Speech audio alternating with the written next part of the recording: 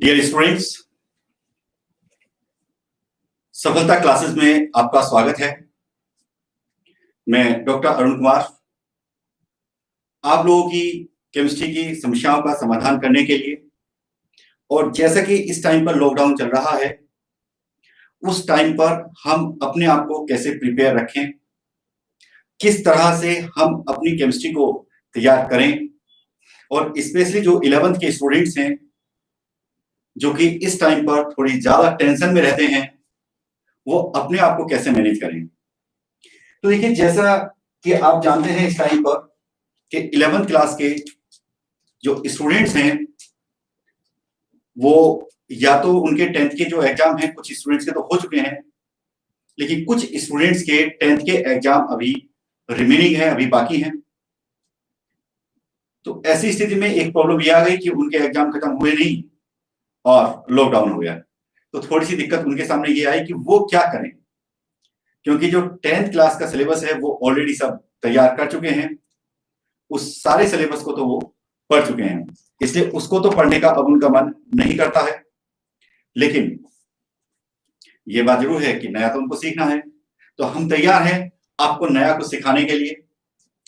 तो इसी चीज को आगे बढ़ाते हुए आज, जैसा कि कल भी मैंने ये क्लास में आप लोगों को कुछ चीजें बताई थी, आज उस टॉपिक को आगे हम बढ़ाएंगे। और जो हमारा चैप्टर है वो है some basic concept of chemistry. Some basic concept of chemistry का जो चैप्टर है, इसकी अपनी एक इंपोर्टेंस होती है, एक बड़ी इंपोर्टेंस है इस चैप्टर की। हालांकि खास बात यह है कि ये चैप्टर अगर देखा जाए तो इसमें कुछ है भी नहीं, लेकिन अगर ये चैप्टर अच्छे से नहीं किया गया तो इस कंडीशन में जो आगे आने वाले हमारे टॉपिक्स हैं, जो आगे आने वाले हमारे चैप्टर्स हैं, उसमें प्रॉब्लम आती है।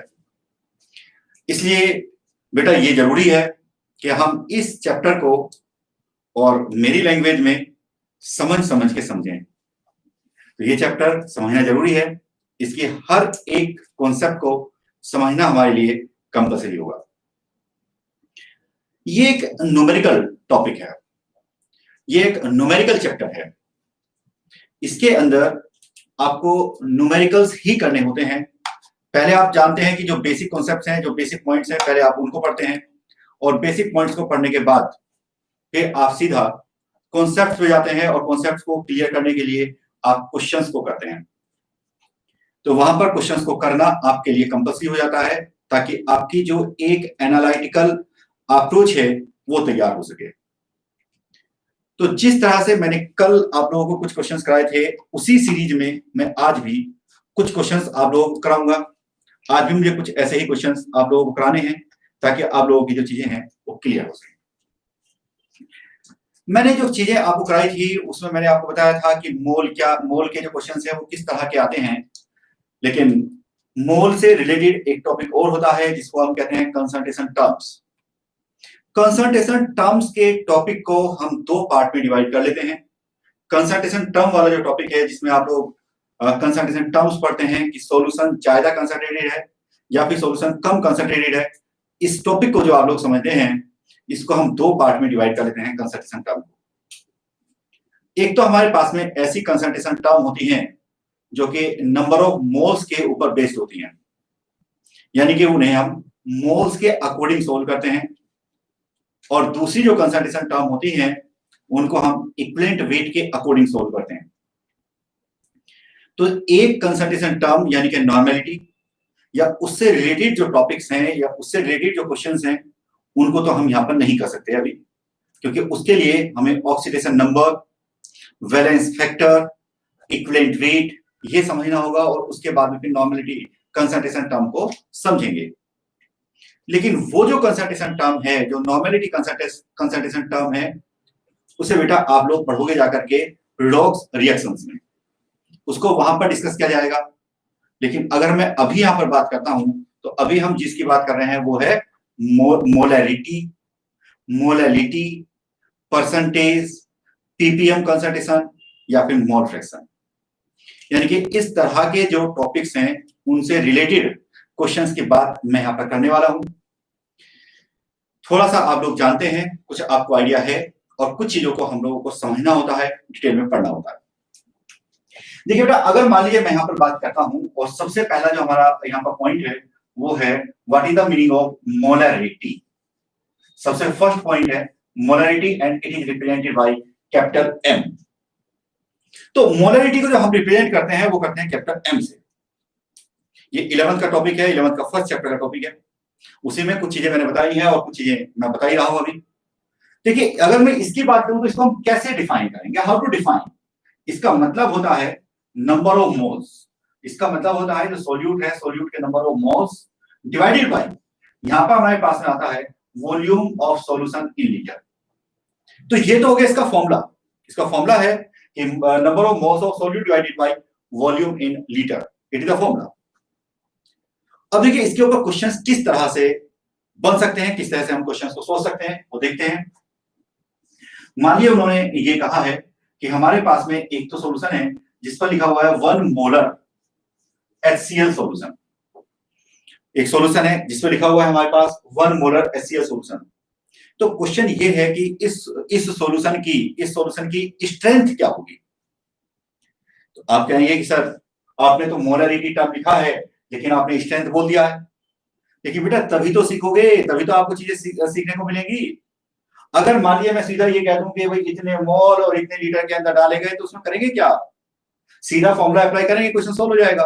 अरे कॉन्सेप्ट बिल्डअप करने हैं, कॉन्सेप्ट बनाने हैं, अपनी जो अंडरस्टैंडिंग पावर है उसको बढ़ाना है ताकि आप किसी भी तरह के क्वेश्चंस को कर पाए।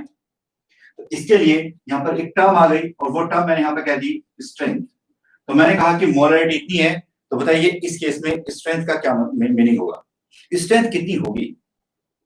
तो देखिए बेटा, अगर इस तरह का क्वेश्चन आपको दिया जाता है, इस तरह का क्वेश्चन अगर आपको दिया जाए तो सबसे पहले आपको मैं स्ट्रेंथ के बारे में आइडिया कर देता हूं कि स्ट्रेंथ का क्या मतलब होता है। तो देखो, स्ट्रेंथ का जो मतलब होता है, स्ट्रेंथ का मतलब होता है कंसंट्रेशन इन ग्राम पर लीटर। स्ट्रेंथ का मतलब होता है कंसंट्रेशन इन ग्राम पर लीटर। और स्ट्रेंथ का जो फॉर्मूला होता है, इसका फॉर्मूला होता है वेट ऑफ सॉल्यूट। इसका फॉर्मूला होता है weight of solute divided by, यहां पर हमारे पास में आता है वॉल्यूम ऑफ सॉल्यूशन। तो weight of solute upon volume of solution, इसको आप लोग कहते हैं क्या, स्ट्रेंथ। ये स्ट्रेंथ कहलाती है। अब क्वेश्चन तो ये था कि आप इसको कैसे यहां पर सोल्व करेंगे, तो मैं थोड़ा सा आपको ठीक करके बताता हूं, इसको समझिए आप।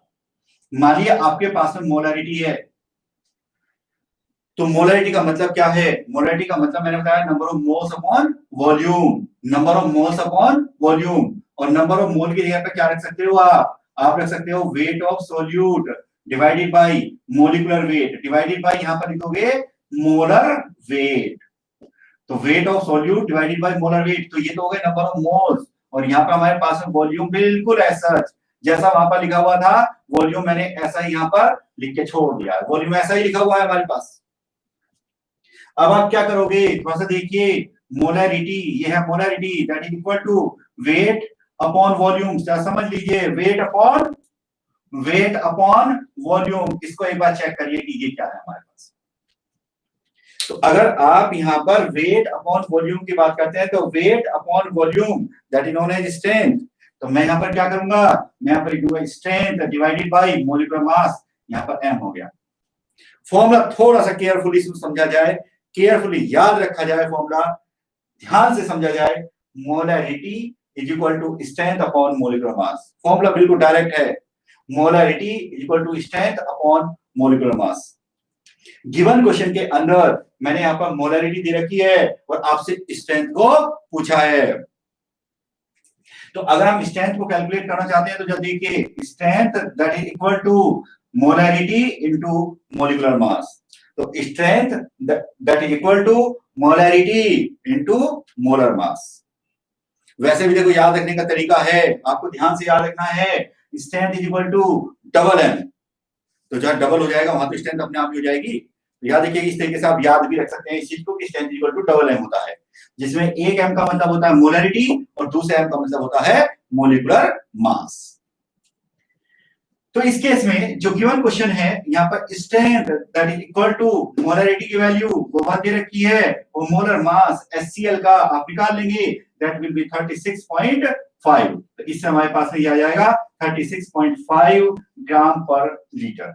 तो अगर ऐसा क्वेश्चन आपको दिया जाता है तो आपको इस फॉर्मूले को अप्लाई करके तुरंत आप अपने क्वेश्चन को सोल्व कर लेना होता है। आप इसको इजीली यहाँ पर सोल्व कर सकते हैं। तो एक क्वेश्चन मैंने करा दिया, एक पॉइंट भी कराया। अब मैं यहाँ पर एक दूसरी बात करता हूँ।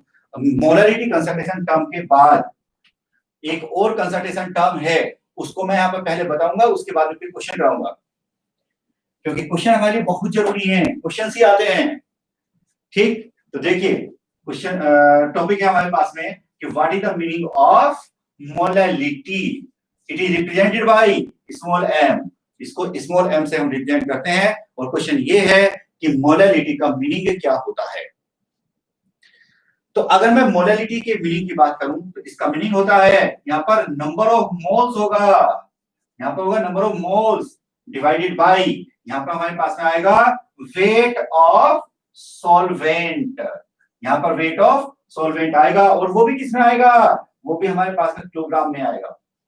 तो number of moles of solute divided by weight of solvent in kilogram, इस बात को आप लोग कहते हो मोलैलिटी।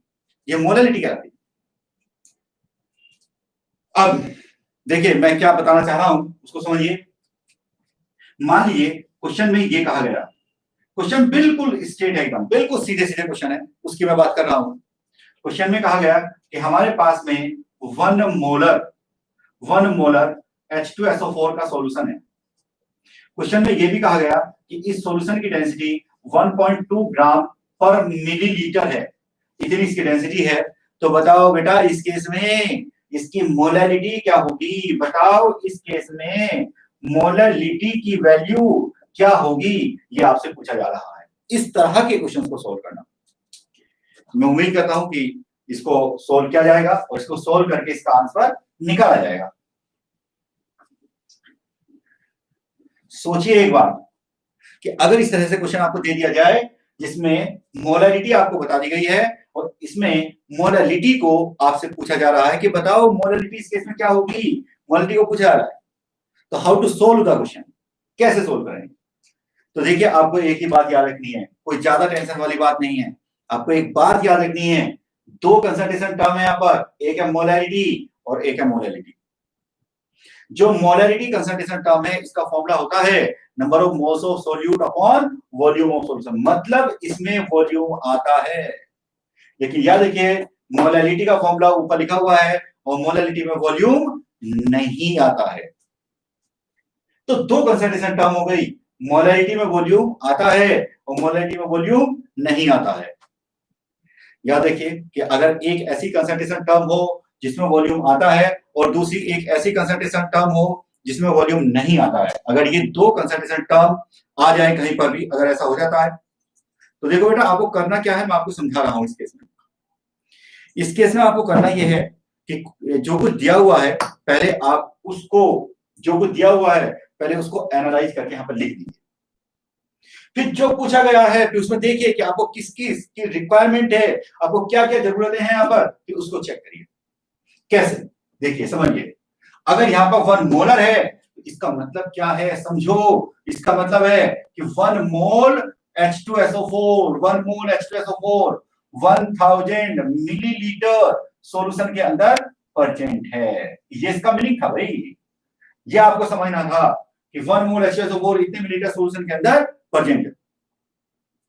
अब यहां पर 1 मोल ही मैं रहने देता हूं, लेकिन यहां पर मेरे पास वॉल्यूम, यहां पर दे रखी है डेंसिटी, और जब मैं मोलैलिटी निकालूंगा तो मोलैलिटी निकालने के लिए मुझे चाहिए वेट। तो यहां पर क्या दे रखी है डेंसिटी, यहां पर दे रखा वॉल्यूम। पहले इन दोनों की हेल्प से सॉल्यूशन का मास निकाल लीजिए, पहले सॉल्यूशन का मास कैलकुलेट करिए। कैसे करोगे बेटा, देखो समझो। डेंसिटी दैट इक्वल टू होता है, मैं यहां लिख रहा हूं, देखो डेंसिटी दैट इक्वल टू होता है मास अपॉन वॉल्यूम। तो आपको निकालना है मास, वॉल्यूम यहां पर है, डेंसिटी यहां पर है, मास निकालना है तो मास हो जाएगा डेंसिटी इनटू वॉल्यूम। तो डेंसिटी हमारे पास में है 1.2, तो 1.2 को आप 1000 से डिवाइड लगा दीजिए तो इतने ग्राम हमारे पास में ये आ जाएगा सॉल्यूशन। तो हमारे पास इतने ग्राम क्या आया है, ये आया है सॉल्यूशन। तो मैं उम्मीद करता हूं कि इसमें कोई भी प्रॉब्लम हमें नहीं है, ये बिल्कुल डायरेक्ट है एकदम। अब क्या है, इसको थोड़ा सा सोल्व करेंगे तो ये आ जाएगा 1200, 1200 दोनों को मल्टीप्लाई कर लिया तो ये मेरे पास है इतने ग्राम सॉल्यूशन। तो इतने ग्राम मेरे पास ये सॉल्यूशन आया। तो 1 मोल H2SO4 1200 ग्राम सॉल्यूशन के अंदर यहां पर प्रेजेंट है।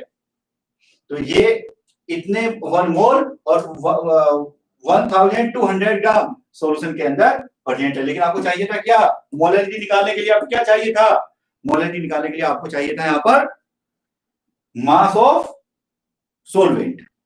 तो आप क्या करोगे, देखो समझो भाई, ये कर दोगे यहां पर 1200, ये तो है मास ऑफ सॉल्यूशन, सॉल्यूशन के मास में से सोल्यूट के मास को माइनस करना पड़ेगा।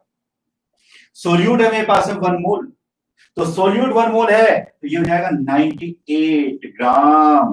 तो इतने ग्राम मेरे पास में क्या आ गया, ये इट इज सॉल्वेंट। अब ये सॉल्वेंट है।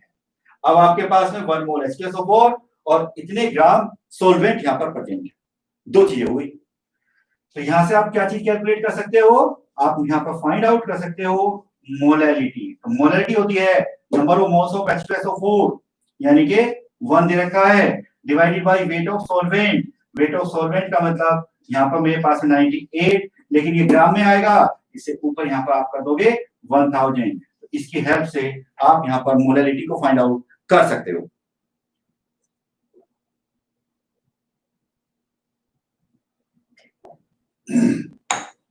तो इस केस में यहां पर मोलैरिटी को फाइंड आउट किया जा सकता है आराम से, इसको कैलकुलेट कर सकते हैं।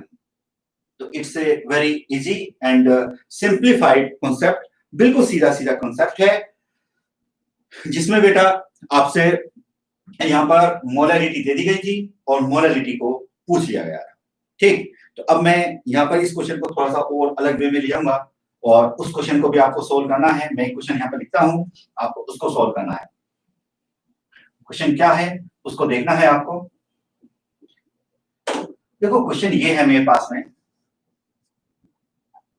अगर हमारे पास सॉल्यूशन की स्ट्रेंथ यहां पर दे रखी है 1.5 ग्राम पर लीटर, 1.5 ग्राम पर लीटर ये सॉल्यूशन की स्ट्रेंथ दे रखी है। जो सॉल्यूशन है मेरे पास में वो है CH3OH का।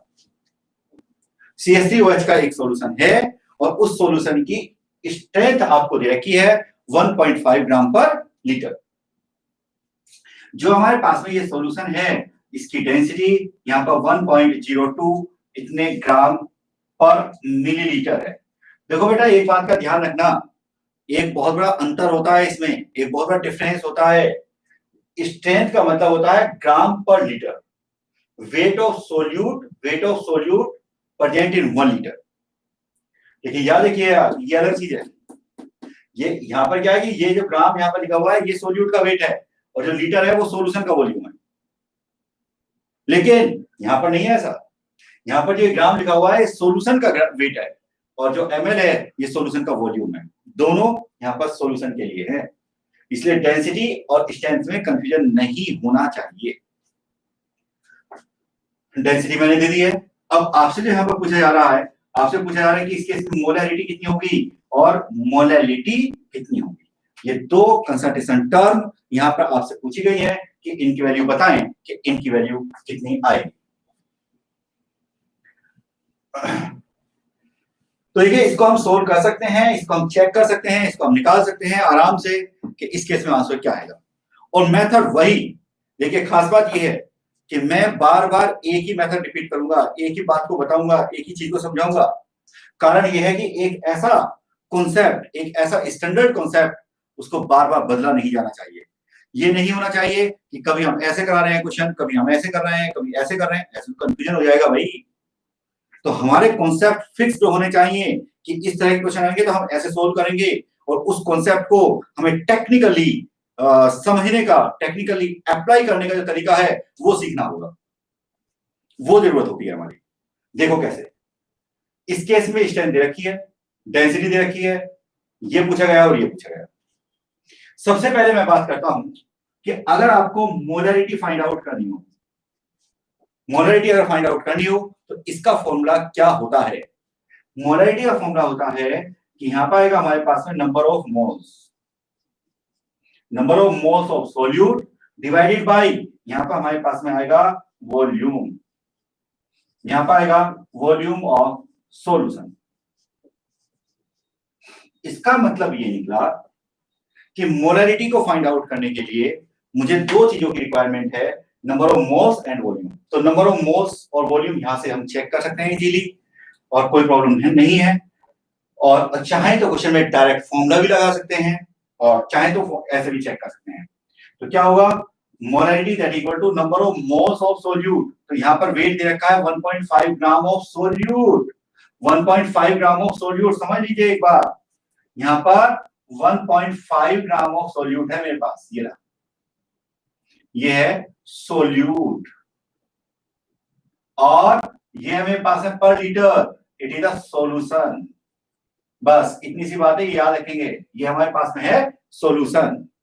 अगर इसको हम चेक करें तो क्या बनेगा, number of moles of solute. तो यहां पर वेट दे रखा है 1.5 डिवाइडेड बाय, मुझे निकालने थे नंबर ऑफ मोल्स, CH3OH है तो इसका मोलिकुलर मास देखना पड़ेगा एक बार। तो CH3OH का मोलिकुलर मास देख लो, यहां पर बनेगा CH3OH का मोलिकुलर मास 12 प्लस 4 प्लस आ जाएगा मेरे पास 16। बस मुझे इसको ऐड करना है और ऐड करके यहां पर चेक कर लेंगे, तो इट विल बी 32। तो मैंने यहां पर रख दिया 32। तो ये हो गया number of moles of solute. Divided by मुझे लगाना है वॉल्यूम ऑफ सॉल्यूशन। तो जो सॉल्यूशन है, सॉल्यूशन का वॉल्यूम कितना है 1 लीटर, तो यहाँ पर 1 रख दो, बस यही हमारे पास यहाँ पर आंसर आ जाएगा। सोल्व होकर के यही हमारे पास इसका आंसर है। तो देखिए, एक तो मैंने इसमें पार्ट सोल्व कर दिया और वो ये कि मोलरिटी कितनी होगी, मोलरिटी कितनी होगी ये निकाल दिया। लेकिन अभी क्वेश्चन में एक और बात थी जो पूछी गई है, एक और बात है बेटा जो पूछा गया है यहाँ पर, एक और बात पूछी जा रही है, दो बात पूछी गई थी ना। तो मोलरिटी तो मैंने निकाल दी है, लेकिन दूसरा है हमारे पास यहाँ पर मोलैलिटी। मोलैलिटी के बारे में हमें जानना है कि इसका आंसर कितना आएगा। Again we have the same concept, concept नहीं बदलेंगे। जो कुछ दे रखा है, जो भी कुछ दिया हुआ है, पहले उसको यहां पर एनालाइज करके लिखिए कि उसका मीनिंग क्या है। उसके बाद में यहां पे चेक करिए कि यहां पे क्या रखना है। अगर मैं बात करूं तो यहां पर लिखा हुआ है 1.5 gram of CH3OH that is present in 1000 milliliter of solution। यहां पर जो दिया हुआ है वो दिया हुआ है ये दिया हुआ है, ठीक। अब क्या करोगे आप बेटा, 1000 मिलीलीटर सॉल्यूशन है, सॉल्यूशन की डेंसिटी दे रखी है, मास निकालो। तो मास हो जाएगा हमारे पास में 1000 इंटू डेंसिटी 1.02, ठीक। तो इसको सॉल्व करेंगे तो यह आ जाएगा मेरे पास है 1020 इतने ग्राम, ये मेरे पास में यहां पर आ गया, इट इज सॉल्यूशन। लेकिन मुझे चाहिए था सॉल्वेंट का वेट, मुझे तो सॉल्वेंट का वेट चाहिए था। तो सॉल्वेंट के वेट की अगर मैं बात करूंगा तो 1020 माइनस वेट ऑफ सॉल्यूट, यहां पर आ जाएगा 1.5 और ये आ जाएगा मेरे पास में इतने ग्राम आ गया सॉल्वेंट। बस ये वैल्यू उठाओ वहां पर पुट कर दो। इस वैल्यू को यहां पर पुट करते हैं तो देखिए कैसे करेंगे। मोलैलिटी निकालने के लिए number of moles of solute, तो 1.5 डिवाइडेड बाय इसका मोलिकुलर मास जो 32 आया था, तो ये हो गए number of moles of solute, number of moles of solute divided by weight of solvent in kilogram. Molality का फॉर्मूला था ना, weight of solvent in kilogram, molality का फॉर्मूला था। तो वेट ऑफ सॉल्वेंट यहां पे निकाल चुके हैं, तो ये आया था हमारे पास है 1020 माइनस 1.5 और इंटू यहां पर कर देंगे 1000। कारण ये है कि मुझे किलोग्राम में ये वैल्यू पुट करनी थी। मैं उम्मीद करता हूं कि जो क्वेश्चन मैंने आपको दिया था वो क्वेश्चन बहुत इजीली, बहुत आसानी से आप समझ गए होंगे कि हमें किस तरह से सॉल्व करना होता है। इस तरह के क्वेश्चन को कैसे सोचना होता है। मुश्किल नहीं है, मुश्किल बिल्कुल भी नहीं है, बस थोड़ा सा टेक्निकल जरूर है। कंसल्टेशन टर्म का जो टॉपिक है ये थोड़ा सा ऐसा टॉपिक होता है जिसमें थोड़ा सा आपको सोचना होता है।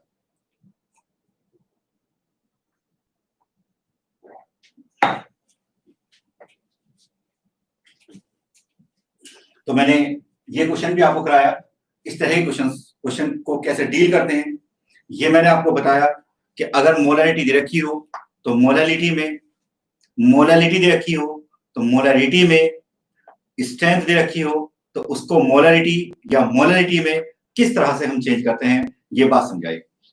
लेकिन अब मैं एक छोटी सी कंसल्टेशन टर्म पढ़ाऊंगा भी, उसके बाद में क्वेश्चन की बात भी करेंगे। समझेंगे भी पहले उसको हम,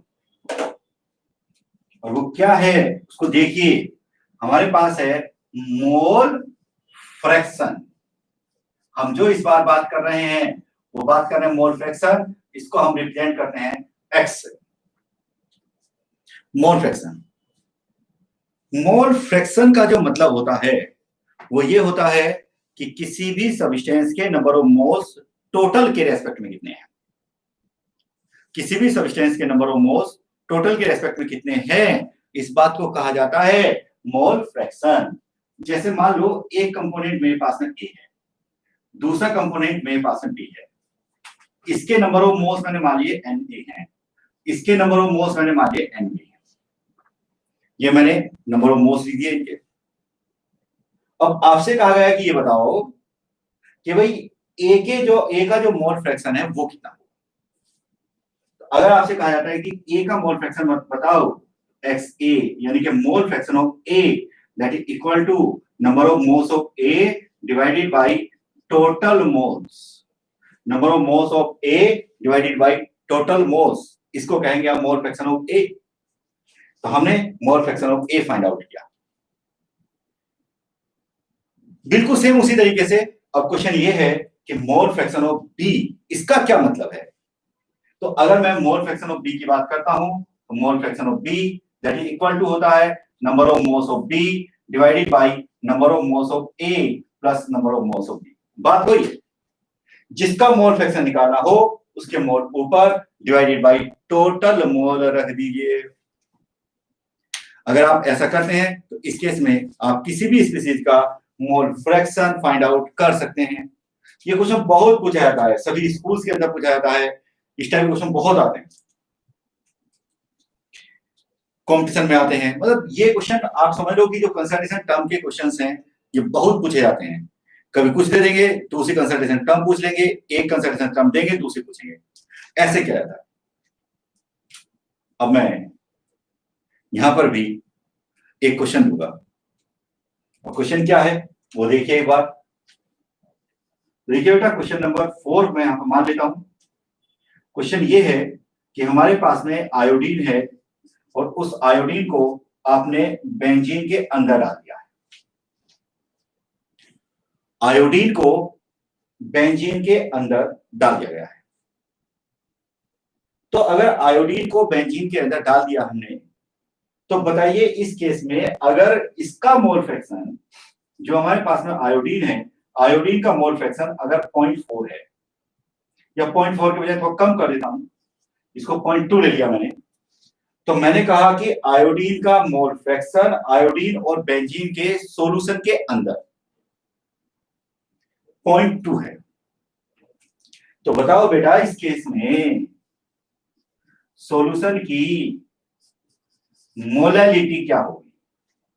बिल्कुल सीधा क्वेश्चन, स्ट्रेट क्वेश्चन है, और वो ये है कि अगर मान लीजिए हमारे पास आयोडीन और बेंजीन को मिलाकर के हमने एक सॉल्यूशन बनाया है, तो आयोडीन और बेंजीन का जो सॉल्यूशन बना है उसमें आयोडीन का मोल फ्रैक्शन 0.2 है। तो बताओ इस केस में सॉल्यूशन की मोलैलिटी क्या होगी। आपसे सॉल्यूशन में मोलैलिटी पूछी गई है। वेरी पॉपुलर क्वेश्चन, बहुत पूछा जाता है, ठीक। और अगर मैं बात करूं तो क्वेश्चन में कुछ है नहीं, लेकिन एक बार ये आईआईटी में आ चुका, आईआईटी में आ चुका, मतलब जी मेन को छोड़िए, या जबकि क्वेश्चन बिल्कुल सिंप्लीफाइड है, बिल्कुल सीधे सीधे है एकदम, कोई मुश्किल नहीं इसमें।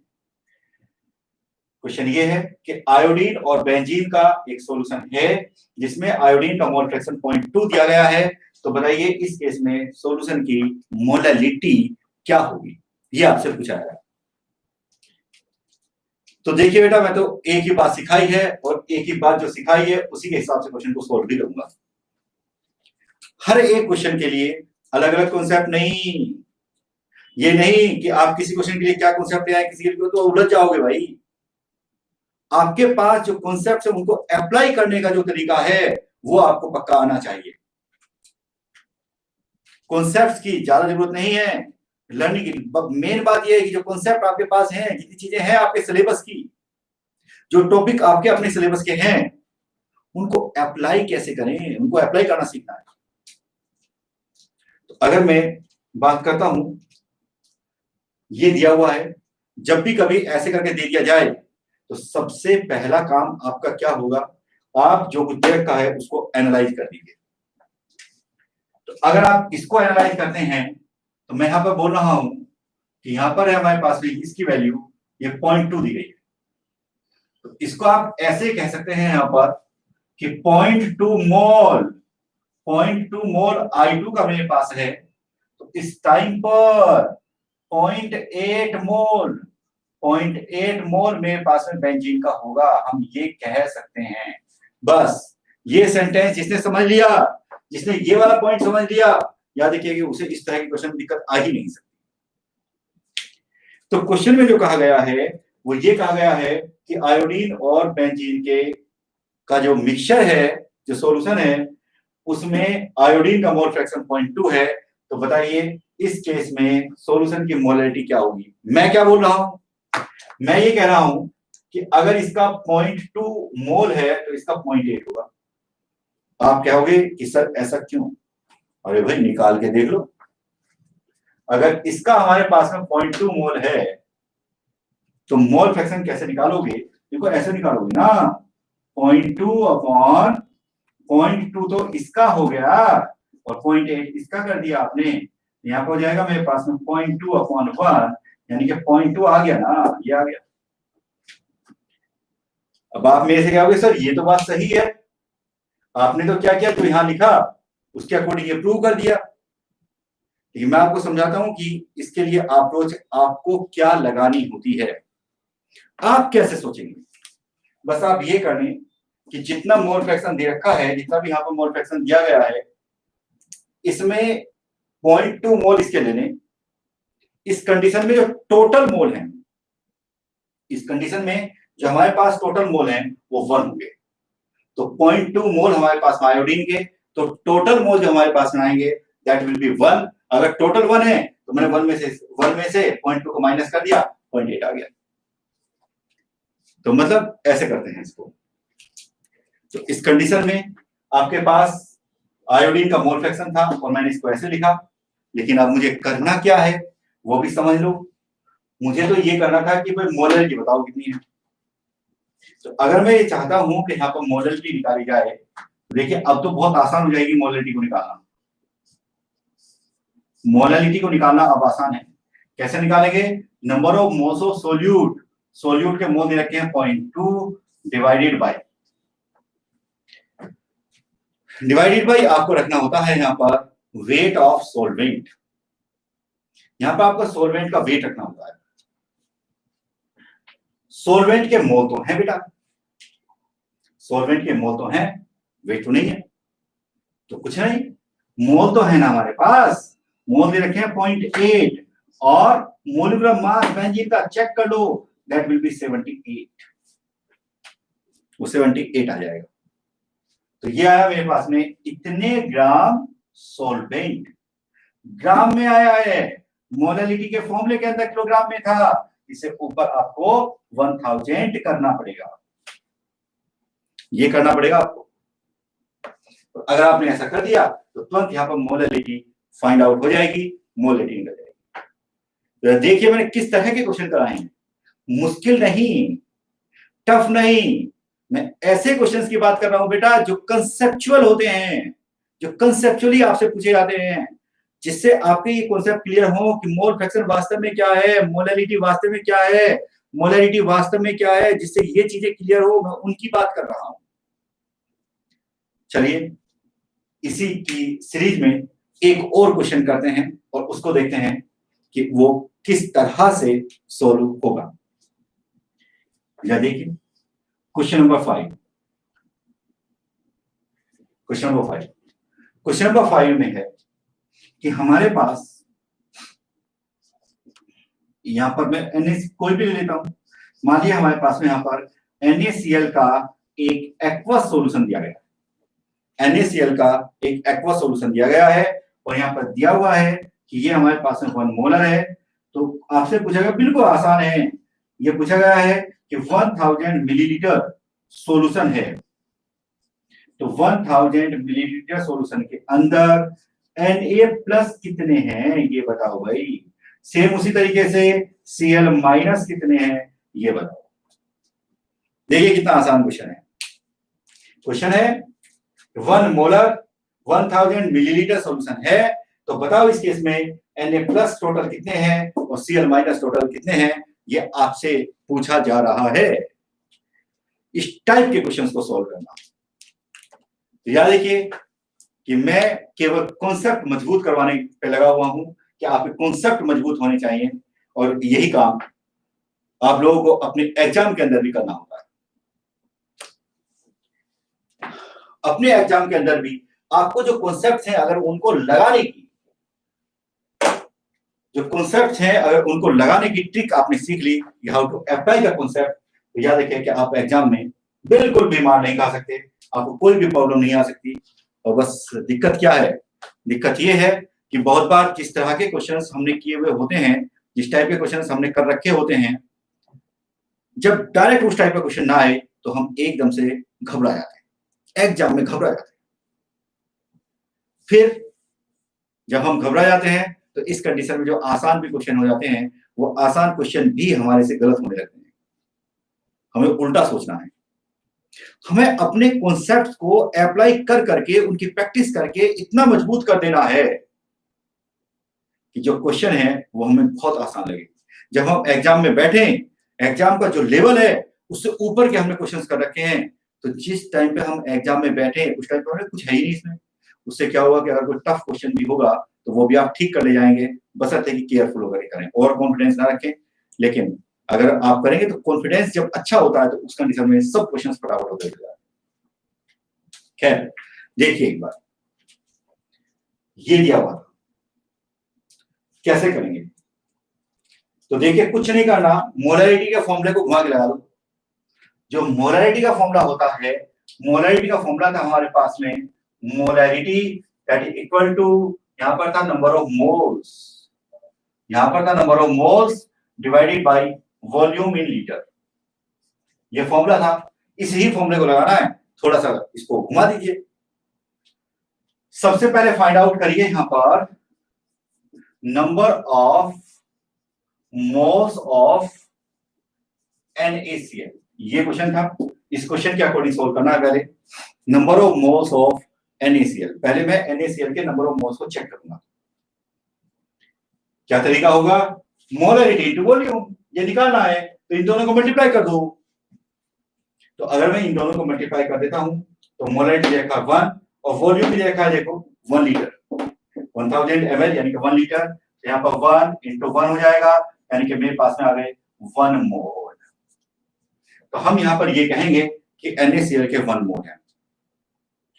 अब ये तो मालूम पड़ गया कि 1 मोल है, तो 1 मोल है, तो फिर नंबर ऑफ फॉर्मूला यूनिट्स कितनी है? Number of formula units. अब आप कहोगे कि सर ये लो आपने तो एक और नई टर्म ला दी। देखो बेटा, कोई नई टर्म नहीं लाया हूं मैं। फॉर्मूला यूनिट्स कहां यूज की जाती हैं बस ये बताना है मुझे। जिस तरीके से आप कोवलेंट कंपाउंड में मॉलिक्यूल टर्म यूज करते हैं, कोवलेंट कंपाउंड में जिस तरीके से आप मॉलिक्यूल टर्म यूज करते हैं, आयनिक कंपाउंड में उसी तरह से मॉलिक्यूल टर्म यूज नहीं करनी चाहिए। मॉलिक्यूल टर्म की जगह पर फॉर्मूला यूनिट्स टर्म यूज करनी चाहिए।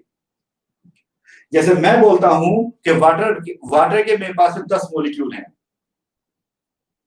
तो ऐसे ही अगर मैं कहता हूं कि मेरे पास में NaCl के 10 मॉलिक्यूल है, थोड़ा सा ठीक नहीं है, थोड़ा सा गलत है।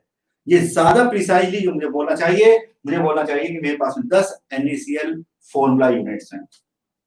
ये मतलब बोल रहा हूं मैं, ये समझाया मैंने। तो इस केस में नंबर ऑफ फॉर्मूला यूनिट्स यानी कि यहाँ पर आपको चेक करनी है, तो कुछ नहीं करना, जो मोल है मोल के अंदर एवोगैड्रो नंबर को मल्टीप्लाई कर दीजिए। मोल में एवोगैड्रो नंबर को मल्टीप्लाई कर दीजिए, तो ये आ जाएगा 1 × 6.02 × 10⁻23 कर दीजिए, तो ये आ जाएगा मेरे पास इतने फॉर्मूला यूनिट्स। तो इतनी फॉर्मूला यूनिट्स आ गई। लेकिन एक बात और है जो बिल्कुल क्लियर कट नजर आ रही है, यहाँ पर बिल्कुल सब कुछ क्लियर कट दिख रहा है मुझे, वो ये है कि जितनी NaCl फॉर्मूला यूनिट्स होंगी उतने ही Na+ होंगे और उतना ही हमारे पास Cl- होगा। तो यहां पर मैं क्या कहूंगा, नंबर ऑफ Na+, तो जितनी फॉर्मूला यूनिट्स है उतने ही होंगे भाई, तो 6.02 × 10⁻23, तो ये हो गए। ऐसे ही अगर बात की जाए और आपसे कहा जाए कि नंबर ऑफ Cl- कितना होगा, तो बेटा उतना ही होगा ना, दोनों बराबर हैं, NaCl है तो दोनों बराबर है, तो मैं क्या करूंगा यहाँ पर 6 × 02 × 10⁻23 एंड इट्स आवर आंसर। यही हमारा आंसर है। तो देखिए, मैं उम्मीद करता हूं कि इस टाइप के कॉन्सेप्ट्स हैं ये आपको थोड़े क्लियर हुए होंगे, आपको समझ में आया होगा। एक छोटा क्वेश्चन और कर लेते हैं और देखते हैं कि उसमें क्या कहा गया था।